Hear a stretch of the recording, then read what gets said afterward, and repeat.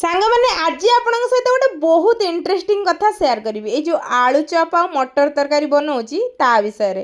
राति रे मु हजबैंड को पचारि कि आउ तमें टे आलू चप बनइले खाइब ना ना से तेल मसला जिनस मत कि कहना खाइबा तेल फेल छणाछणी मु बिल्कुल खाइबिनी मना करदे कि मनटा प्रथमे भांगीदेले किंतु मु हजबैंडकर वीक पॉइंटा जानी मु कहली आलू चप करी आ सहित मटर तरकारी कले खाइब कहते हाँ सेमती हेले दी तीन टा खाईदेवी दी तीन टा चक्कर रे मु कहली टिके घरे बनई भी देवी आ मोर बहुत दिन इच्छा थिला आउ ओडिशा बाहर जेहेतु रोची ओडिशा भाया आलू चप तो मिलबनी से घरे ही बनइबा पड़ो तो से प्रथमे मु राति मटर बतुरे रखिदेली हजबैंड को पसंद रे बनइबी से